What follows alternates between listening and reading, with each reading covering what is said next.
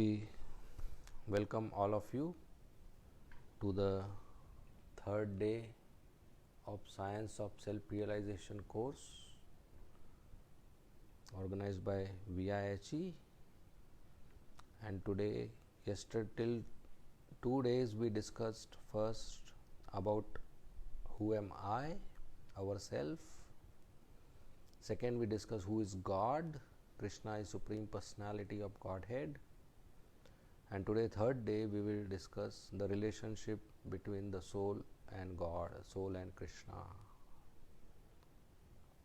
Om Agyantimirandasya Jnananjana Shalakaya Chakshunmilitam Yena Tasmai Shri Gurave Nama Nama Om Vishnu Padaya Krishna Preshthaya Bhutale Srimate Bhakti Vedanta Swami Iti Namine Namaste Saraswati Deve Gauravani Pracharine Nirvishesha Shunyavadi Paschatya Deshatarine Jai Shri Krishna Chaitanya Prabhu Nityananda Shri Advaita Gadadhar Shivasadi Gaur Bhakta Vrinda Hare Krishna Krishna Krishna Hare Hare Hare Rama Rama Rama Hare Hare. Hare Krishna. So knowledge, spiritual knowledge or scripture means we should have three answers to three questions. Who am I? Who is God? And what is my relationship with God? If a book doesn't have answer to this question, useless. That book has no value. If a person claims to be knowledgeable, PhD or master's degree, but he doesn't have answers to these three questions, then he is uneducated person, equal to animal. Human being and human action begins with Athato Brahma Jigyasa. With these three questions, Athato Brahma Jigyasa means now let us inquire about God. So these three questions separate animal from human. So first day we discuss who am I? And the answer is that I am soul. I am not this body. Yesterday, second day, we discussed who is God. And the answer is Krishna is Supreme Personality of Godhead, Sarva Karana Karanam. The Supreme Creator, the Supreme Controller, the Supreme Proprietor, the Supreme Maintainer, the Supreme Master. And today we'll discuss what is my relationship with God. What is my relationship with Krishna? What is the relationship between soul and Krishna? So Krishna is Supreme Personality of Godhead. And everything in this existence is Krishna's energies. He is Supreme Personality of Godhead means everything comes from Him. Janam Adi Asya Yataha. Absolute Truth Krishna means one from whom everything emanates. So whatever emanates from Him can be studied in two categories: spiritual energy and material energy. So all the objects in the material world we see are material energy, material nature, Prakriti. The wall, the fan, the book, the laptop, the device, the cloth, it's all matter, material energy. And spiritual energy is each one of us. The individual soul is spiritual. The spiritual world is spiritual. The Vishnu Tattva is ex-Ram, Lord Ramchandra and Mother Sita and Radharani and Govardhan and Radha Kund and Shyam Kund and Yamuna Devi and Krishna, Balram and Yashoda and Nanda Maharaj. All incarnations, all Vaikuntha Vasis, they are all spiritual. So the difference between spirit and matter, spiritual and matter, is spiritual is conscious, Sat Chit Anand, eternal, full of knowledge, full of bliss. And matter is unconscious, dead matter, earth, water, fire, air, ether. These are the components. So among spiritual also there are two categories. One is spiritual again, and another is marginal. Tatastha, internal, marginal, and external. Material energy is also called external energy because it doesn't have a relationship with Krishna. Spiritual energy is also called internal or marginal. Internal means it's internal potency of Krishna, internal energy of Krishna, antaranga, close to Krishna, intimate to Krishna. And each one of us is marginal. Marginal means we are in between material and spiritual. Actually, we are spiritual, the soul is spiritual. But because the soul is tiny, it can come under material influence. That's why marginal. Just like the shore of the ocean. Sometimes the high tide is there, so the shore is ocean, it's underwater. Sometimes low tide is there, the shore is part of the land. So it's marginal, sometimes under the land, sometimes underwater. So each one of us soul is Satchidanand, spiritual energy, it's internal potency. But we are called marginal because sometimes we can get influenced by material energy. So our relationship with Krishna is that he is energetic, source of energy. He is our source and we are his energy. We are his part and parcel. Just like a drop of water is part and parcel of the ocean. Both are chemically same. If the ocean is salty, the drop of ocean will also be salty. If there is ocean of mango juice, the drop will also be mango juice. So the chemically both are same, quality both are same, but quantity is very different. The drop is very different from the ocean. If the drop falls in the city, no damage will happen, nothing will happen. If the ocean falls in the city, everything will be finished. The ocean has waves, the drop doesn't have waves. The ocean has strength, the drop doesn't have strength. So we are part of Krishna, Ansha of Krishna. Krishna is Vibhu, huge, unlimited, infinite. And we are Anu, tiny, atomic, very small. And so all of us, millions of living entities, unlimited, infinite living entities, are part of the absolute truth, Param Satyam, Samam Bonam, Krishna, the Supreme Personality of Godhead. And we have a relationship of love. Krishna loves us and we love Krishna. We are supposed to love Krishna. That's our relationship of love. And love means service. If there is no service in a relationship, it cannot be called love. Love means we do something to please other. A loves B means A does everything to please B without desire for any profit or selfish motive. That's love. If there is no service, that's not called love. For example, in a garden, a boy and a girl meet. And the boy says to the girl, I love you. And the girl says, look, I am so thirsty, can you get me a water bottle? And the boy says, look, I love you, that's all, nothing else. No other discussion, I love you, that's all. Would you call it love? No. Love means service. Love means offering pleasure, offering happiness, fulfilling the needs, taking care. So Krishna loves us, that's visible. He has given us everything we need. He takes care of us, He maintains us. This whole world He has given us. And we are supposed to love back. But in the material world, nobody loves Krishna, even though they are constitutionally, naturally supposed to love Krishna. That's called fall down. That's called conditional life. Because each one of us, an individual soul, is part and parcel of Krishna. So whatever qualities Krishna has, we also have. Krishna has 100%, we have minute quantity.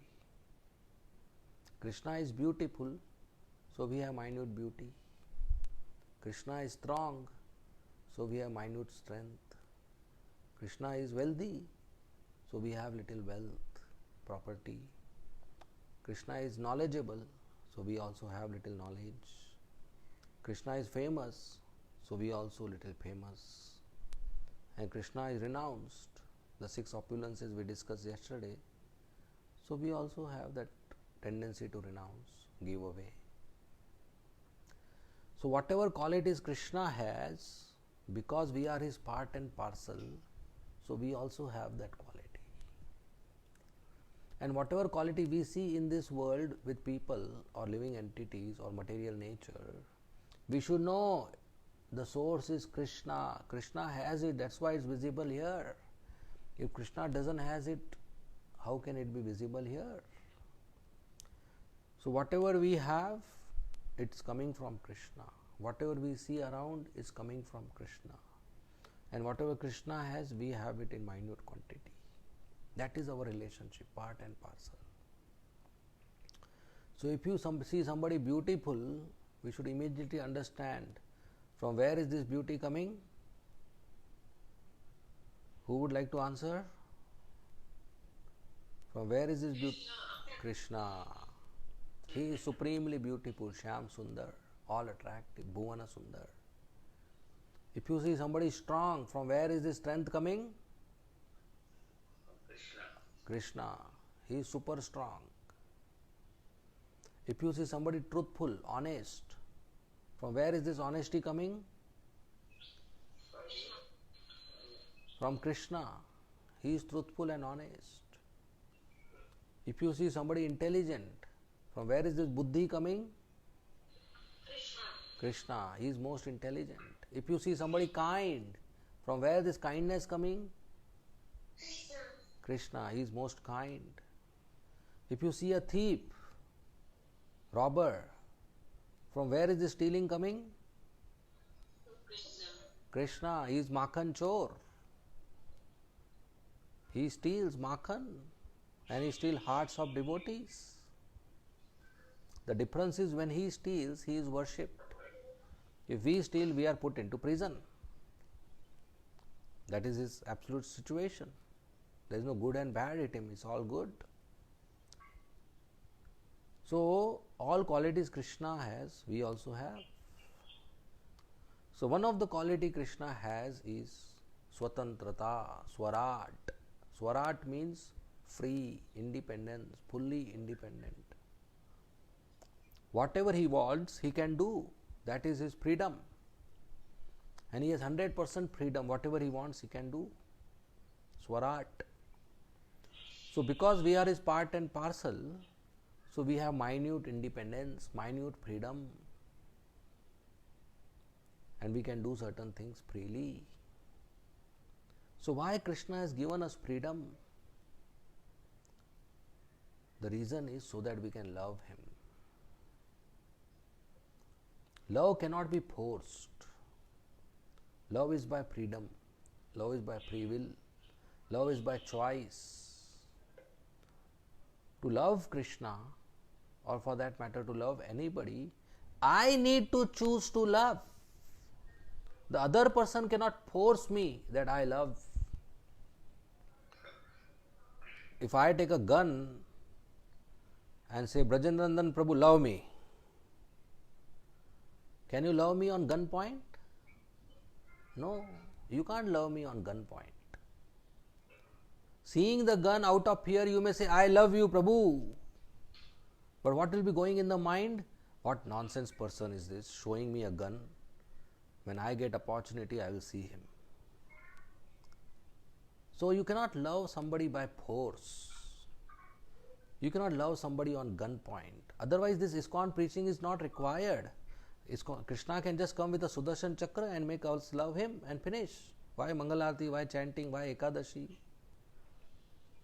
Or why should I give a class? I should just purchase a gun and tell everybody love Krishna, otherwise I'll shoot you. Matter over. 1 minute preaching. Why so many courses? No, because we are getting educated so that eventually we take a decision. We make a choice that yes, I want to love Krishna. which means I want to serve Krishna.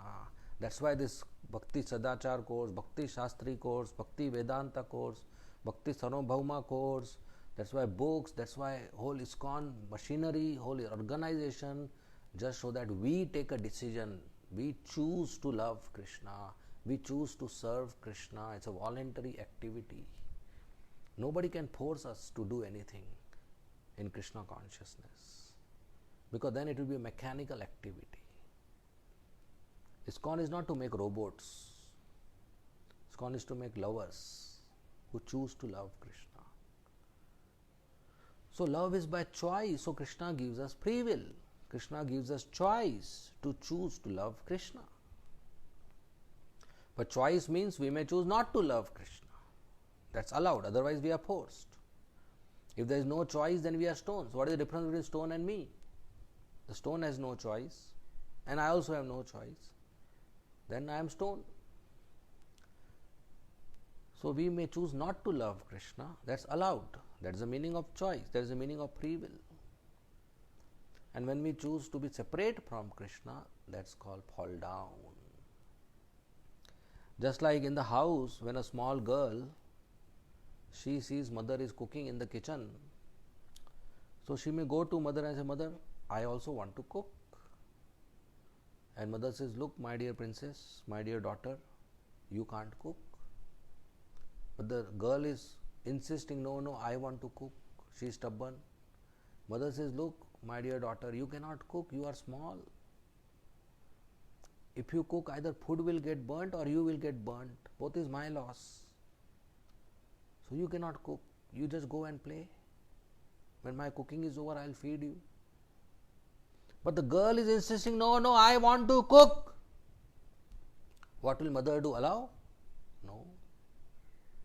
Mother will go to the market and purchase a small toy kitchen and give to the girl. Said, cook in this kitchen. And the girl is very happy. She got a new kitchen. Small gas, small oven, small utensil, small bowl, small plate, small spoon, and she starts cooking. She is very happy cooking. But after 2 hours, her khichdi is not done, her dal rice is not done, her food is not done, because toy kitchen you cannot cook anything. So she starts crying. She said, Mother, I am hungry, my food is not done. Mother smiles. She said, my cooking is done, come, I will feed you, sit on my lap. And she feeds the daughter. Right? This happens. Same thing happened between us and Krishna. We see Krishna doing Ras Leela, Krishna lifting Govardhan hill, in Dwarka Krishna marrying 16,108 wives, queens, and we are small girl, we are small child. Say, Krishna, I will also do. Krishna says, look, you cannot do. You are small. I am huge, I can do. I am big. You are small, you cannot do. But we are stubborn. No, Krishna, I will also do. Krishna says, look, even one is difficult. You are talking about 16,108. You can't do. But we are insisting. So Krishna makes this earth planet a toy kitchen, a toy world. He said, go, make your khichdi here, make your dal rice here, do what you want, do in this. And we all are busy making our khichdi, cooking our sense gratification. But we all know nobody has got happiness in this world. Big kings and leaders have come and gone. So now we have to cry and say, Krishna, I am hungry, my cooking is not done. Krishna will pick us up in his lap. He said, mine is done, come. I will take care of you. We have to go back to Krishna. That is bhakti, that is surrender. So that's called fall down. When we misuse our free will, instead of using our free will to serve Krishna, which is love, we use our free will that why should Krishna be served, why should Krishna be center, why should Krishna be enjoyer? I will directly enjoy without going to him. So instead of taking a food item and offering to Krishna and honoring prasadam, I'll directly put it in my mouth. Why should I go through him? I'll directly enjoy. That's fallen condition. So we come to this world. Now when we come down, we have love for Krishna in our heart. That love also comes down. and the love gets contaminated with mode of passion. There are three modes: mode of goodness, mode of passion, mode of ignorance, satogun, rajogun, tamogun. So Krishna Prem, love of Godhead, which is in our heart, gets contaminated by mode of passion. Just like pure water in the clouds, when it comes down, it becomes muddy when it touches the ground. So in the same way, our love for Krishna touches mode of passion, love plus mode of passion, and the result is muddy. That's called lust. The difference between love and lust is, in love, I want to please Krishna. I want to act so that Krishna is happy. In lust is, I want to act so that I am happy. Lust is, I want to act so that I enjoy. So there is a difference. Lust is any intense desire to enjoy is called lust. Lust is not just sexual activity. That is also lust. But broadly, any intense desire to enjoy is called lust. So a boy may have an intense desire for ice cream. That's lust for ice cream. Or a person may have an intense desire to purchase car. That is lust for car. Or lust for iPhone. Or for a boy and girl to touch each other, that's sexual lust. So lust is intense desire to enjoy. Now when I have an intense desire, I can't keep quiet. I have to act to fulfill my desire. That action, that attempt, that effort is called karma. Karma means activity, action, work. So I love Krishna, but because I come in this material world, that love becomes contaminated mode of passion, with mode of passion, and what the result is lust, and lust is intense desire, and to fulfill that desire I perform activity, that's called karma. Karma means action. Now when I perform karma, action, either I will be successful or I will fail. So if a boy wants ice cream, he will go to father and say, "Father, please purchase me ice cream." That is his karma. He is trying to get an ice cream. He is requesting father for ice cream. So successful or failure, the father will give ice cream or will not give ice cream. So if the father does not give ice cream, the boy will get upset and frustrate, and he will speak in high volume. Tears will come from his eyes. He may sit on the ground. He said, "Father, I want ice cream." Raise his volume. So when lust is unfulfilled, when our karma is failure, lust is unfulfilled, that lust in mode of ignorance transforms to anger. So from love we get transformation lust, and lust transforms to anger. Unfulfilled desire, unfulfilled lust becomes anger. So child becomes angry and shouts, "I want ice cream." And anger is danger. Lust is danger, anger is also danger. That's why generally people think it's better to be successful. We want success, we want the result. So when the child gets ice cream, father finally gives ice cream, what happens? The tears go away. He has a smile on his face, ice cream in his hand, and he says, "Thank you, father." No. He says, "One more, father, I want one more ice cream." So lust fulfilled becomes greed. The more you get, the more you want. First you have desire of one ice cream, then you want second, third, fourth. It doesn't end. One car, you want two car. One job, then you want higher salary. You get higher salary, then you want promotion with a higher salary. Higher, higher, higher. It doesn't end. So lust unfulfilled becomes anger, and lust fulfilled becomes greed. And what does Krishna say in Bhagavad Gita? Lust, anger, greed. These three are gateways to hell, straight hell. These three make us commit sinful activities. You read any newspaper, all crime news is there. And all criminals, all crime news is because of these three mostly. Rape is because of lust. Fraud is because of greed. Murder and violence is because of anger. Lust, anger, greed. They make us commit sinful activities and we go to straight hell.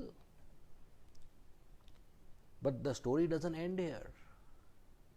When in front of me my friend's lust is fulfilled, that means the child's friend gets ice cream and the child doesn't get. I don't get but my friend gets. Then I become envious, jealous that he got, I didn't get.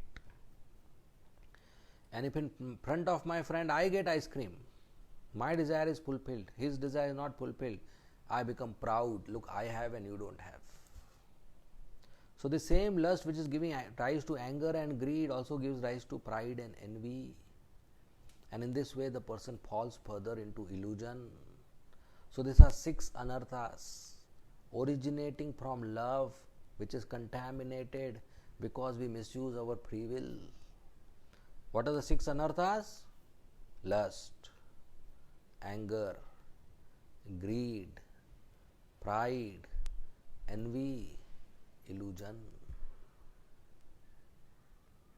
Kam, krodh, lobh, mad, matsarya, moh. Moh means illusion, mad means pride, matsarya means envy, kam means lust, krodh means anger, lobh means greed. So once again, lust, anger, greed, pride, envy, illusion. Who would like to repeat?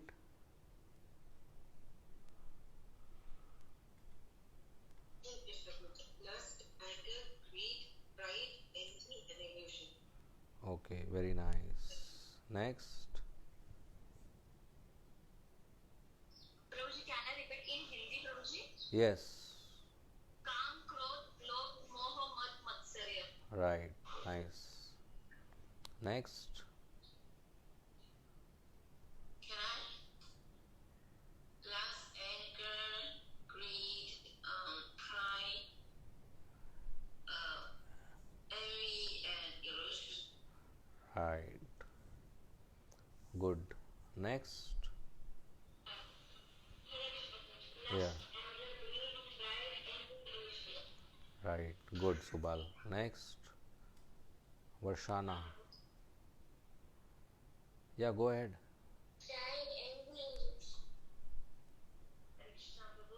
Oh,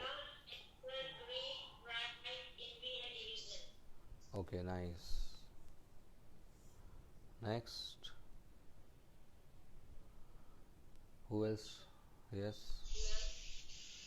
Lust, anger, greed, pride, envy, illusion. Right. Very nice. Next. Hare Krishna. Yeah. Lust, anger, pride, greed. Nice. Next. Kam, krodh, lobh, moha, mad, matsarya. Good.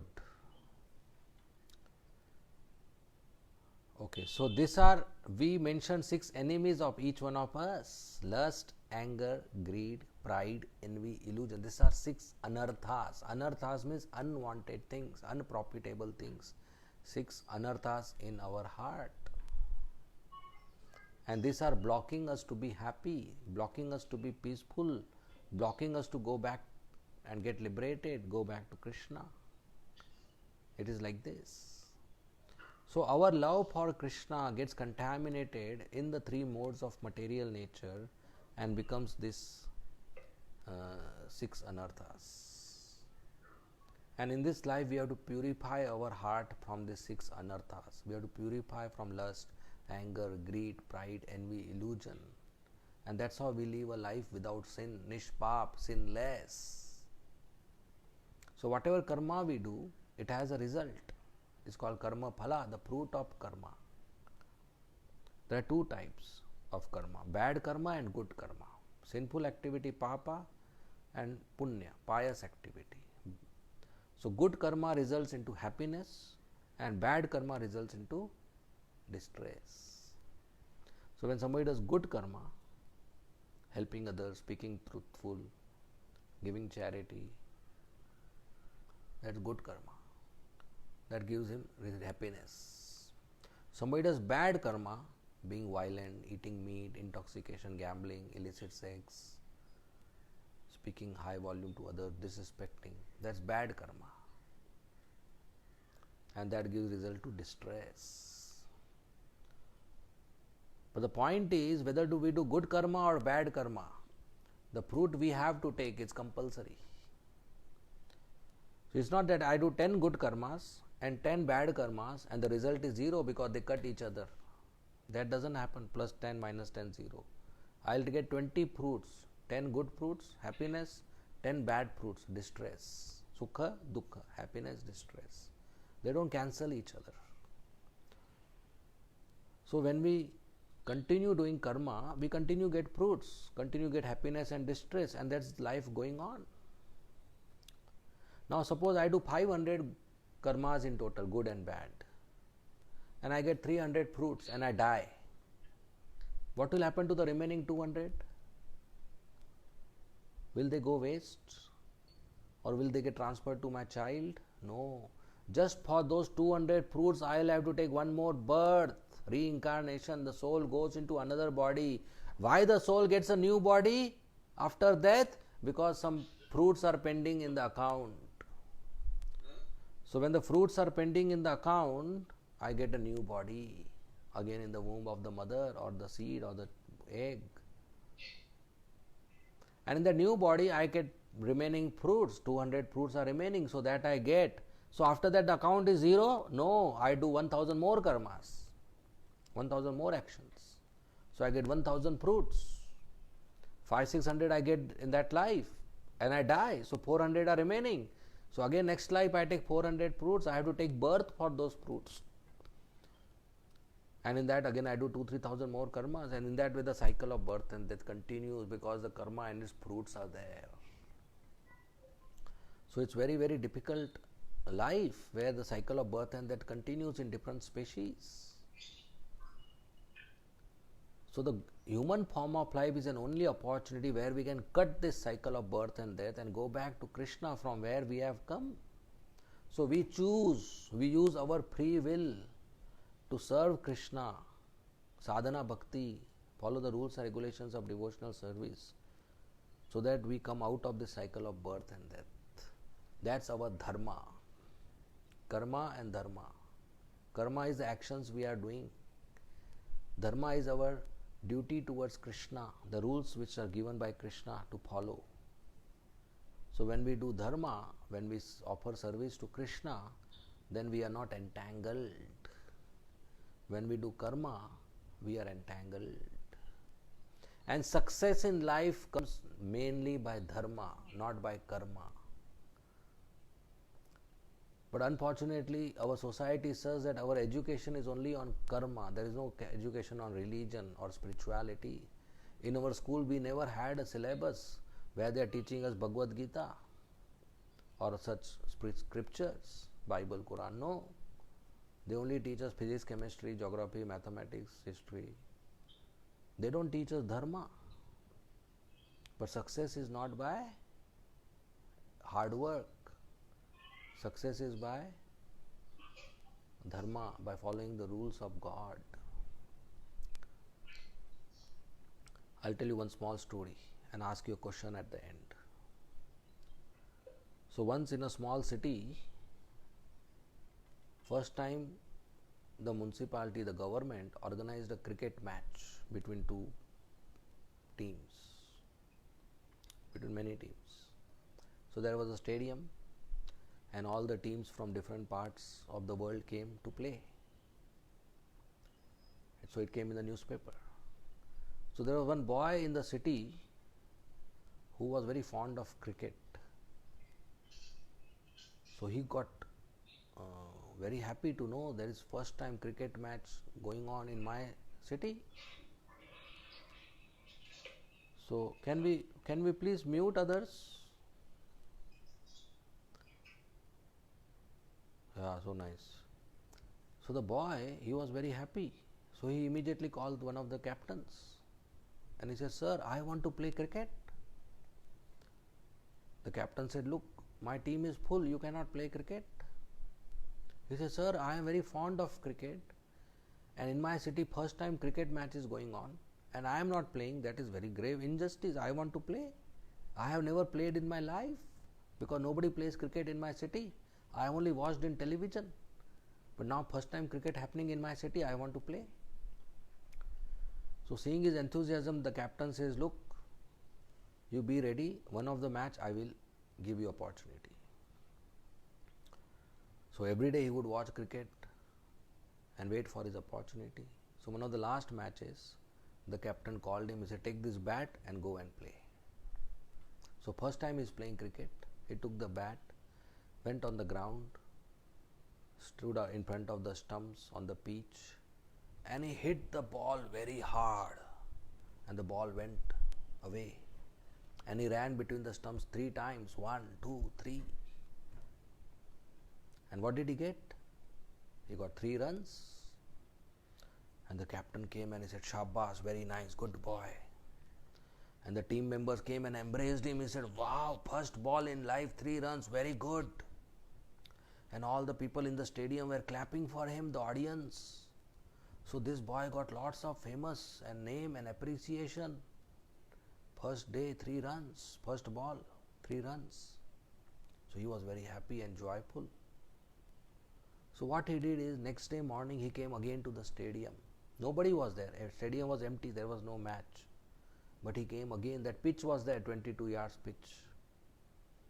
So remembering that yesterday he ran 3 times and he got so much appreciation and name and fame, he ran 10 times between 22 yards. 1, 2, 3, 4, 5, 6, 7, 8, 9, 10. What did he get? Who will tell me? Yesterday he ran 3 times, he got 3 runs. Today he ran 10 times. What did he get? Anyone? There is no value for it, Prabhuji. There is? There is no value for it. No, he didn't get anything. Why? Yesterday he ran 3 times, he got 3 runs. Today he worked hard, 3.3 times more. 300% more hard work. He get nothing. Why he got nothing? Because there was no match going on, Prabhuji. Yes. Because there were no match on the stadium. Yesterday he got 3 runs because there was rules of cricket operating on the stadium. Today there was no such rules. Yesterday to come inside the stadium required a ticket of 500 rupees, 1000 rupees. Today even dogs were entering the stadium free, no problem. So yesterday he got success not because of running 3 times. No, yesterday he got success because he followed one rule applicable. What was the rule applicable? That if the batsman touches the ball with his bat and runs 3 times between stumps before the ball comes back, he gets 3 runs. That was a rule applicable. Today he ran 10 times, but there was no such rule applicable, so he didn't get anything. So he didn't got success because of running, he got success because of running as per the rule applicable. So in life, success comes not just by working, but working as per rules. Work is called karma and rule is called dharma. And everywhere we have rules. The traffic rules are there, the society rules are there, the government rules are there, the school rules are there. Even the mother makes rule in the house. She tells the child, as soon as you come home, you leave the shoes outside the door and keep the bag at your bag location, and remove your school uniform and wash your hands and feet and take bath and wear house clothes, and I'll give you food. Right? And if the child goes after the school, goes inside the house, doesn't remove shoes and straight climb the bed with the shoes and throws his bag and starts playing with the uniform on, even though the mother loves the child, but the mother will be upset. Why she will be upset? You broke the rule of my house. Right? Mother will be upset. Don't break the rule of my house. Mother will say, if you want to go to bathroom, go to toilet. This is the place. And if the child goes in the corner of the bedroom to pass urine, mother will be very upset. Even though mother loves the child, she will be very upset. No, why didn't you go to toilet? Why you went to the corner of the bedroom to pass urine? So everybody has to follow rules. Everybody makes rules. So Krishna has made rules. That's called dharma. How to live in this society peacefully without disturbing others. So if we work as per rules, then we get success. So remember this equation, karma plus dharma is equal to success. Action plus rules is equal to success. So should we work as per rules. If we work without rules, then that's sinful activity. Like I want food, so the rule is I grow on the field, or I do a job and purchase, or I beg. But if I go to a restaurant and steal food, even though I am hungry, that's not a rule, that's punishable. But if I go to the same restaurant and beg, I am hungry, he may give me. Said, okay, he's hungry, he'll give him. But if I steal, that's punishable. If a young boy and a girl stay together without marriage and they have a child, and another young boy and girl marry and then they have a child, in both the cases the karma is same. The karma is mating, they produce a child staying together. But society looks both the cases in a different way. One where marriage happened and the child has arrived, all the relatives will bless the couple and the child, they'll give gifts and toys and they'll invite the Bahurani, the Dulhan, the mother, and give Ashirwad and respect. And the other place where marriage didn't happen, they will not invite and give Ashirwad and blessings and respect. They will speak bad words that she is a prostitute. You see, same karma, but there's a very big difference the way society looks at it. One is called Bahurani, daughter-in-law, and one is disrespected as prostitute. One is place is Dharma Patni, religious wedded wife, another place she is not respected. So why society looks at different? Because the karma is same but the rule is not followed. So dharma means rule, and we can't make rule. The Creator already has made rules. How do we know what are the rules? And that's mentioned in Bhagavad Gita. What are the rules? Just like if you purchase an electronic gadget, equipment, it comes with a book called manual. And with the help of that manual, we can understand how to use that equipment or machine. So in the same way, in this life, Krishna has given a manual called Bhagavad Gita. And with that we can understand how to live life. So when we follow the rules of God, then we are doing dharmic activity, dharma. And then there is no karma, no entanglement, no karma phala, and we get liberated. So what is our dharma? Dharma doesn't mean religion. Hindu dharma, Muslim dharma, Christian dharma. No, I am not talking about that. Dharma doesn't mean religion. Dharma means eternal duty. Religion means some kind of faith, and it can change. Today I am Hindu, tomorrow I can become Muslim. The faith can change, but dharma doesn't change, it's permanent. So dharma is Sanatan dharma, eternal duty, no beginning, no end. Dharma means constitutional quality which doesn't get changed, constitutional position which doesn't get changed. And our dharma is to serve Krishna. Jivera Swarupo hai Krishnera Nitya Das. To serve Krishna. Constitutional quality which doesn't change. Dharma means that characteristic property of an object which is different from the object but which cannot separate from the object. Let me repeat again. Dharma means that characteristic quality property of an object which is different from the object but which cannot be separated. For example, sugar. As soon as I say sugar, what do you remember? I say sugar. What is the first thing comes in your mind? Sweet. sugar is sweet. So sweetness is the quality and sugar is the object, separate. But can we separate it? Can I take sugar and say, wait a minute, okay, yes, I separate, this is sweetness of sugar and this is sugar. Can I separate sweetness from the object sugar? No, I cannot separate. Even though they are separate, sugar is an object, sweetness is its quality. They are separate, but I cannot separate it. So we say the dharma, the characteristic property of sugar is to be sweet. The dharma of sugar is to be sweet. If you go to a shop and purchase 1 kg sugar, 1 kilogram sugar, bring it in the house, put it in your mouth and it is not sweet, what will you do? Okay, I will adjust it. No, you will go back to the shop and say, you are cheating me. This is not sweet. The shopkeeper say, no, this is white, all same. You say, no, this is not sweet, this is not sugar. You are cheating me. So dharma of sugar is to be sweet. What about water? What is dharma of water?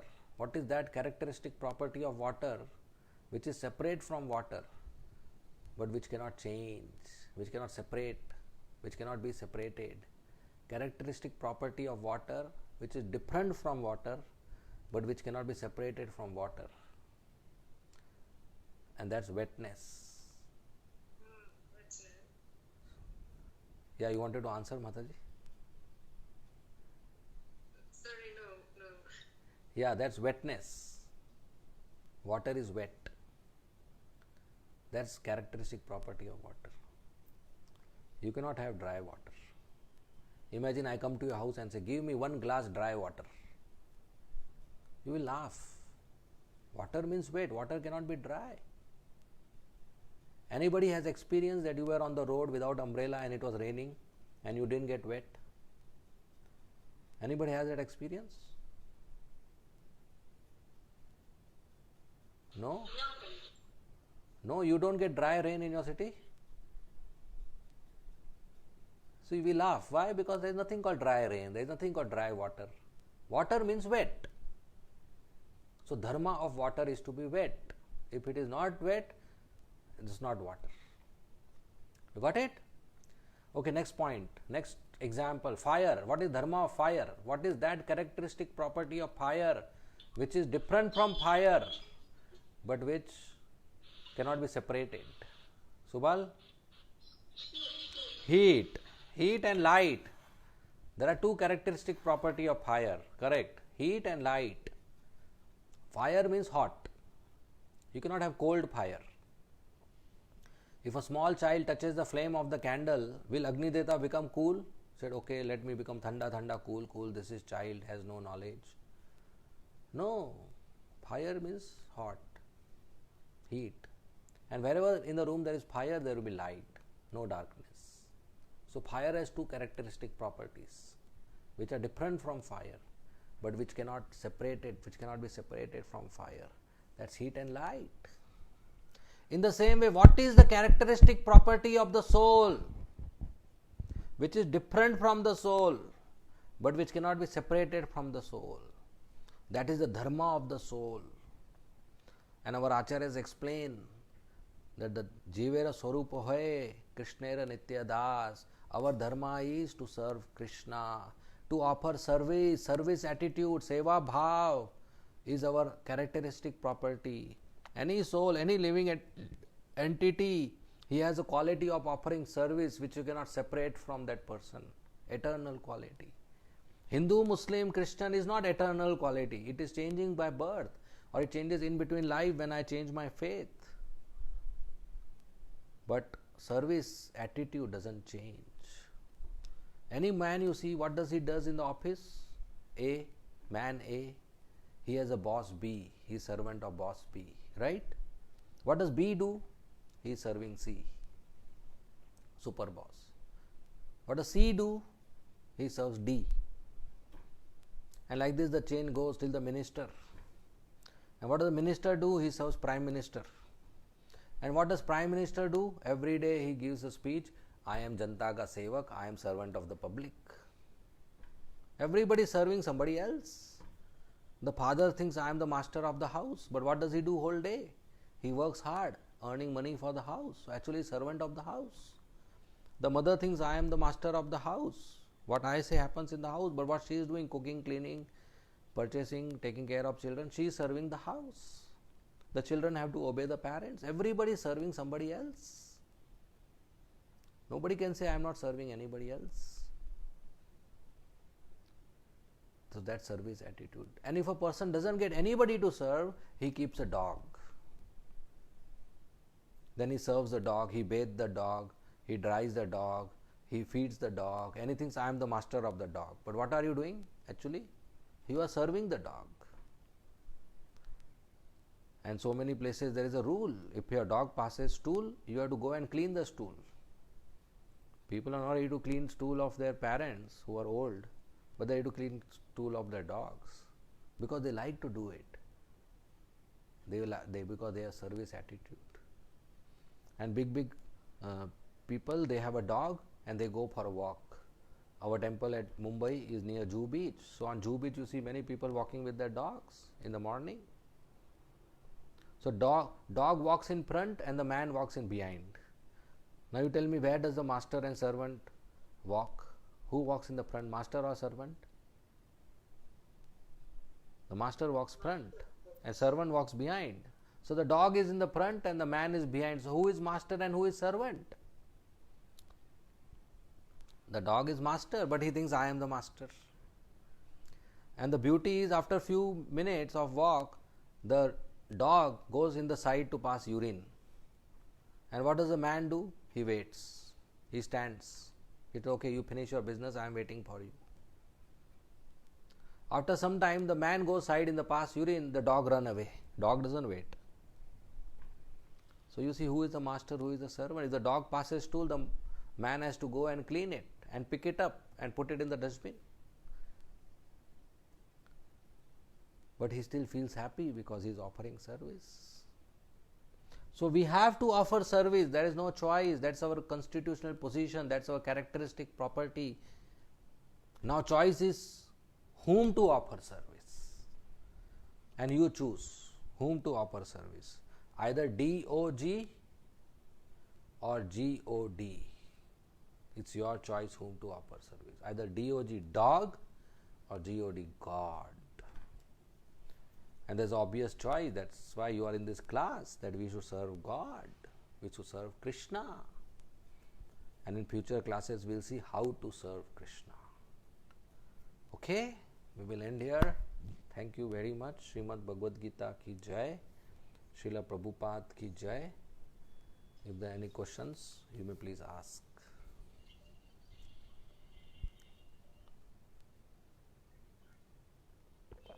Krishna Prabhu, I have two questions. Yes, Mataji. Yeah, the first one, just now you talk about the jiva has his freedom, and when the jiva chooses to separate from Krishna, does it mean that he doesn't love Krishna anymore? Well, the jiva is forgotten. He has forgotten his relationship with Krishna. So by hearing and reading, we can revive that relationship. Can we request others to keep it on mute?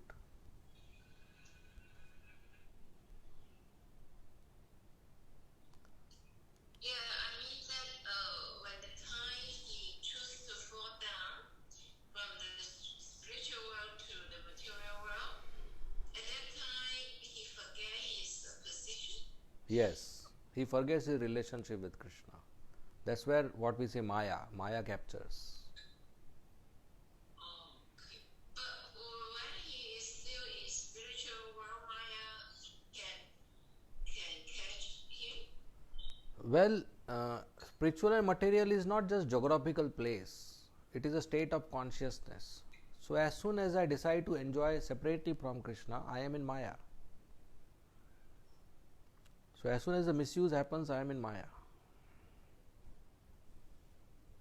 Okay? Yes. Okay. Thank you. And then the second question is,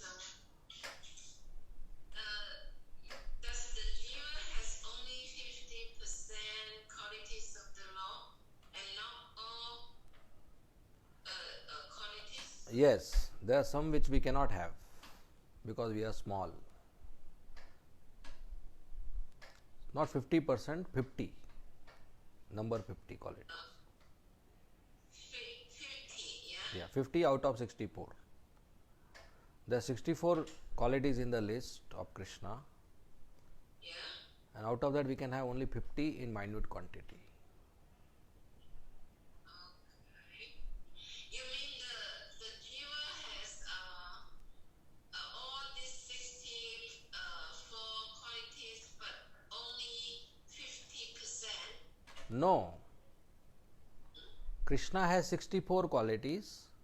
Out of 64, the jiva can have at most 50 qualities, Okay.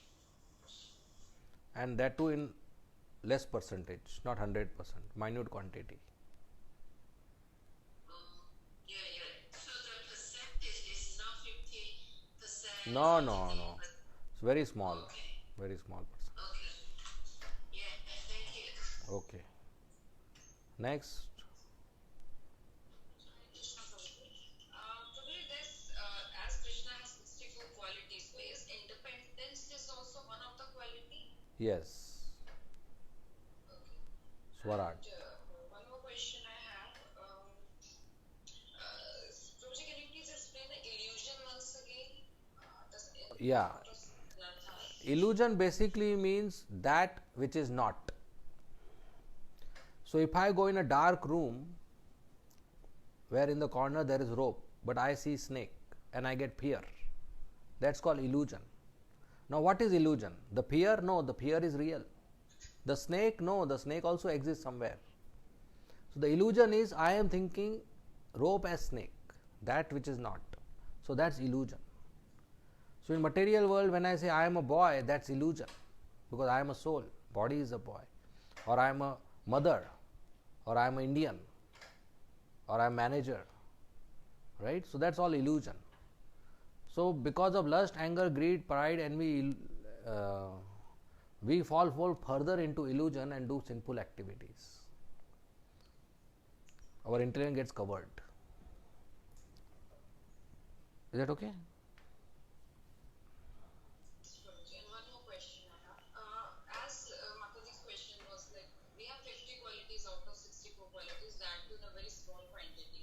But all jivas don't have the qualities, like same qualities, like 50 qualities if everyone has, but someone has some qualities, like more qualities, some have low. Yeah. Is it because of the law of karma or how it works? Yeah, we have at most 50, not all 50 necessary, and it is because of our previous karma and the influence of three modes of material nature, based on our conditioning, based on our samskaras, based on the family we are born, the education we get. So many factors are there. Okay? Yeah, next question.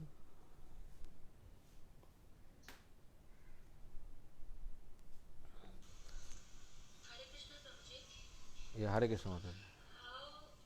How Shraddha can be turned into bhakti? So we have Shraddha for our gods. I mean, that is how we've been brought up. How do I convert it into bhakti? Well, the first step of bhakti is Shraddha. So bhakti starts with Shraddha. So once we have Shraddha, then with that Shraddha helps us to associate with others who have Shraddha. That's called Sadhu Sangha, association of devotees. So the second step is Shraddha, then Sadhu Sangha, association of devotees. Once we associate with devotees, we learn from them how to serve Krishna, how to behave properly. That's called bhajana kriya. That how to practice devotional service. So by association of devotees, we start doing bhakti. So then what happens? There are 8 steps like this. So with Shraddha, we associate with devotees, and with association and guidance of devotees, we start doing bhakti. And then there are further stages where our bhakti becomes mature and perfect, and that's Krishna Prem, love of Godhead. Yeah, because like at the time, now when I worship, I look at the deities and there is mostly Shraddha in my mind. It is not Yeah, yeah, Shraddha and love are not different. They are same. Shraddha after maturity becomes love. Like what is the difference between seed and fruit? Same. You put seed in the ground, keep watering, a plant comes and finally a fruit comes. So Shraddha is the seed in your heart. You keep watering, you keep worshipping and associating and reading and hearing and chanting. That Shraddha will become fruit, which is called love. So you're already in the process. Okay? Yeah. Next. Hare Krishna Prabhuji, I have a question. Yes, Prabhu. Prabhuji, earlier you were referring to the dharma, like dharma of water is wetness, and similarly the dharma of us is to serve. So now I'm just going one step deeper into that. Let's say now we have all realized that our dharma is to serve the Lord, eternal dharma.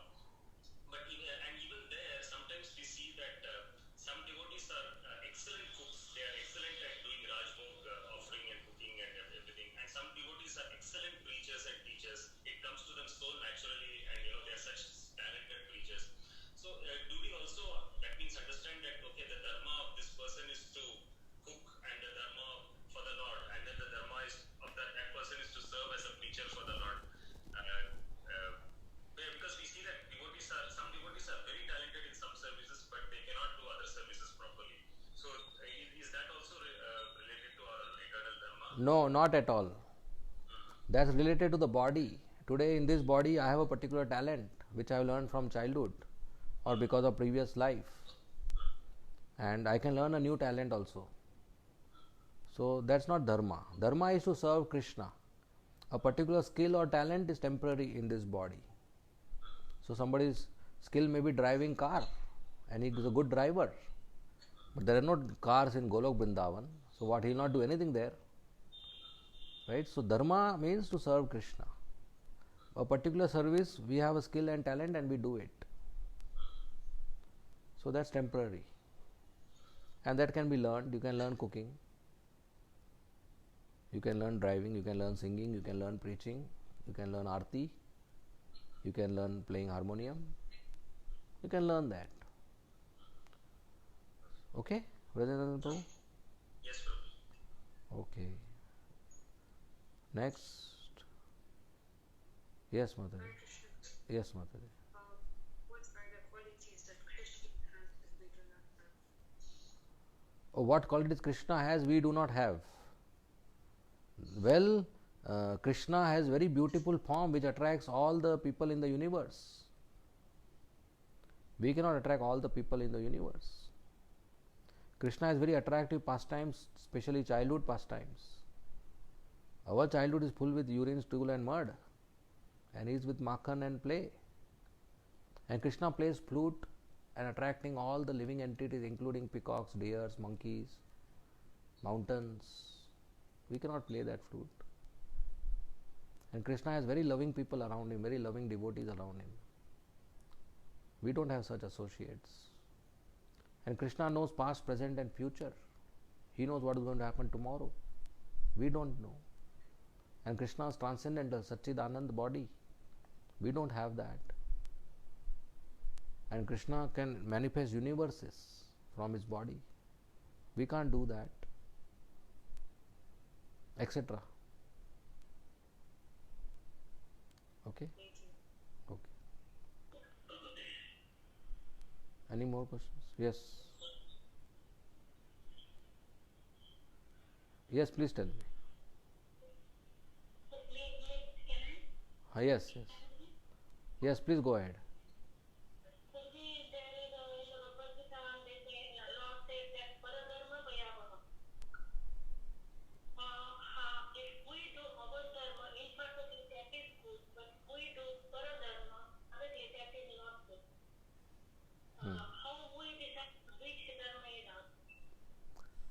Okay, so based on the guna and karma, the qualities and occupation, there are 4 categories: Brahman, Kshatriya, Vaishya, Shudra.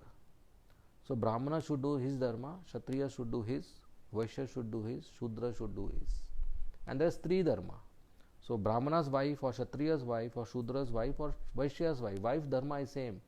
to cook in the kitchen, clean, take care of the children, guests, deities, cows, etc. So we decide dharma according to guna and karma. So at present, those who are coming in Krishna consciousness, if they are already doing a job and their maintenance is happening, they are satisfied, then that's their dharma, they should continue. Because in Kali Yuga, everybody is born Shudra. So that's their dharma, they should continue that and engage in Krishna service with the help of their family, with the help of their income, and with the help of their energy and time. So that's dharma in general, swadharma, varnashram dharma. So if you are asking for yourself as a Mataji and assuming you are married, your dharma is to take care of husband, children, senior people in the house, deities, and guests, and perform devotional service. Okay?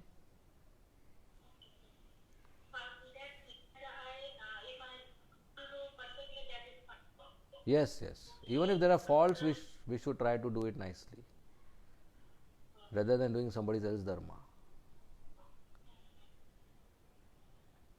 Okay?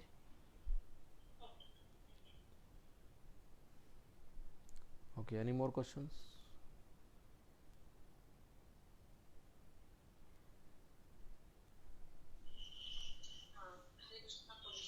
Hare Krishna. As you said that if we do any type of karma, it's a good or bad, it creates a fruit, and that fruit keeps on, continuing for that will help, that will bring you to next birth, and this cycle will goes on. So like if I talk about the grastas, so they do go for job and they do work. So how they can control this karma and this fruit cycle? Yeah, so one is karma tyag, one is karma phala tyag. So karma tyag means not to do karma, like sannyasis, transcendental sannyasis. But grasthas and others cannot do that. So they do karma phala tyag. They give the fruit of karma. They do karma. They give the fruit of karma to Krishna. So whatever the grasthas earn, part of that income should be used in the service of cows, sadhus, and Krishna. And the grasthas has house, so they should use that house in the service of Krishna. They should have deities in the house. If they can have cows in the house, they can invite devotees in the house, feed them prasadam, have programs so that people, neighbors and relatives and friends learn Krishna consciousness and serve Krishna. So this is not my house, this is Krishna's house, and I am servant of Krishna staying in Krishna's house. Make your house as a temple. Right? So one should use the fruit of karma in the service of Krishna. So you purchase any fruits or milk or vegetables or cook rice, dal, anything, roti, first Krishna eats and then everybody eats prasadam. So anything new comes to the house should be offered to Krishna first. Okay?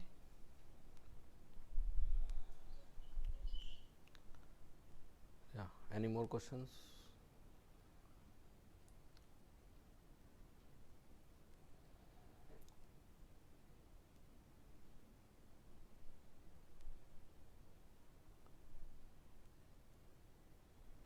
So are there any more questions? Hare Krishna, Prabhuji. Yeah, Hare Krishna. Prabhuji, how can we control our lust, anger, greed, pride, envy, and emotion? With our devotional service? Yes, only by devotional service. Just like if I have unclean cloth and I put it in pure water, then only it can get cleaned. So lust, anger, greed, pride, envy, illusion are unclean things in the heart, and the only way to clean the heart is to use pure substance. And Krishna and his name is pure substance. Devotional service is pure. So we chant Hare Krishna Maha Mantra, we read Bhagavatam, we hear Bhagavatam, we associate with pure devotees, and we serve Krishna, so then our heart is cleaned. So we should live a life in mode of goodness, sattvic life, simple living, simple eating, simple wearing, simple dwelling, and simple association, and we should serve Krishna. Then the heart is cleaned of lust, anger, greed, pride, envy, illusion. Thank you, Prabhuji. Prabhuji, I had a question from yesterday that you said that Krishna maintains everybody. So I've experienced that, Prabhuji, that many times my husband loses job, but somehow some unexpected money comes and we somehow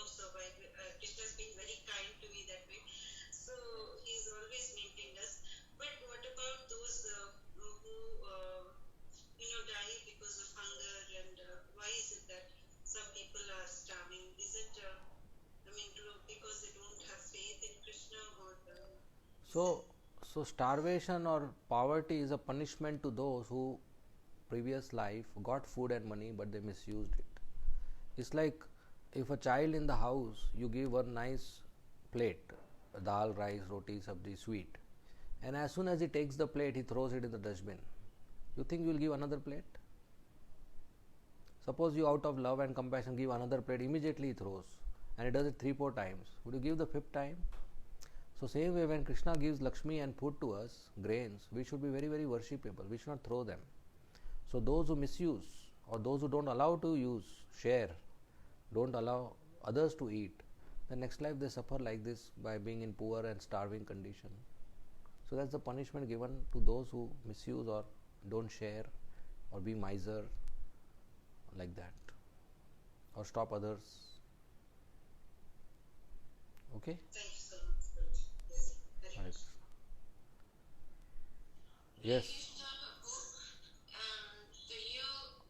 could you explain more about this the difference between Dharma and religion and say some more in detail?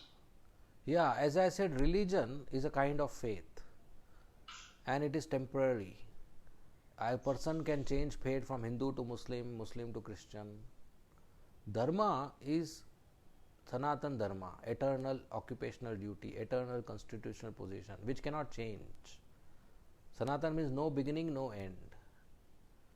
So, our dharma is to serve Krishna, and that cannot change. Whether we change body, or we change faith, or we have no faith, or we become an animal species, or bird species, or insect species, or tree species, or fish, aquatic species, our dharma is to serve Krishna. That cannot change. That's eternal constitutional position. So ISKCON is not into religion. We are not Hindus. We are Vaishnavas, Sanatan Dharma, Aryan religion, Aryan Vedic culture. It's not religion. Dharma is translated as religion, which is a wrong translation. There is no word for dharma in English.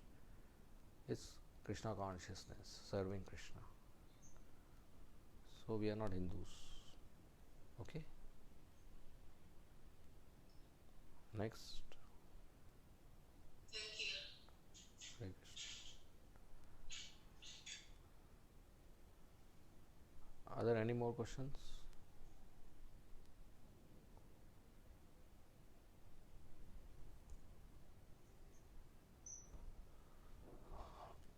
Okay, since I don't know this batch much, and there are mixed devotees and we have 2 kids also. So, is this class basic, middle, or advanced? Each one of you? You want me to go more higher for the next class, or continue like this, or go more lower? I just want to take feedback of everybody. You can just exactly, frankly tell your feedback so I can speak the content accordingly. If anybody is not understanding or is going out of the box, or anybody is feeling bored, or yes, this all I have heard so many times, both ways you can please share your feedback. Prabhuji, you are going in the exact space, Prabhu, that everyone can understand. Okay, nice to hear. Next. Prabhu, you can explain more in detail. Okay. Okay. Thank you. Next.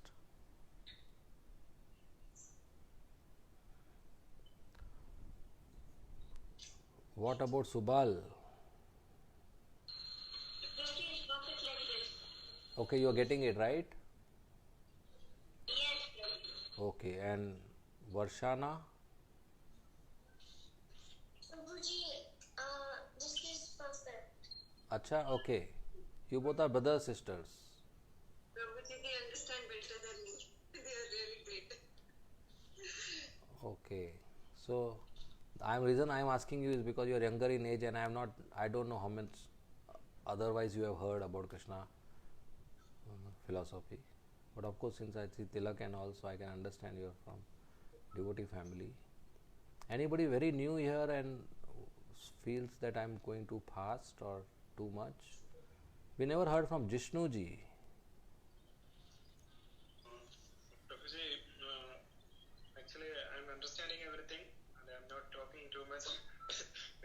why you're confusing me. No, But I'm feeling better and I'm understanding everything. no, you are not talking much. That's okay. Just I never heard your voice, so I thought Yeah, that's my nature. that's okay. That's okay. We all have individuality, Okay. and But any. I'm understanding everything. It's feeling better. Okay. No Okay, problem. okay. So what we are discussing is little basic philosophy, uh, foundations. That's the Okay. course. Okay. Prepare you for Bhakti Shastri kind of stuff. Okay. Okay. Okay, good enough. Yeah. Okay, we will end here. Thank you very much. Srimad Thank you so Bhagavad Gita much. ki jai. Yeah, actually, we have already started many class now from January to now. So everyone has made some advancement in this Bhakti Sanachara course. So you can explain further and deeper. Okay, okay, sure, sure. Thank Okay, you. thank you. Srila Prabhupada ki jai. So, sorry, so you have done some courses already, all of you. Yeah, we already studied the science of soul, and we studied Srila Prabhupada's Leela and Naiva Vida Bhakti, and yeah, many courses. Okay, I'll speak to Vajanandan Prabhu today. Okay, Okay. okay, thank you. Hare Krishna. Okay. Hare Krishna, President.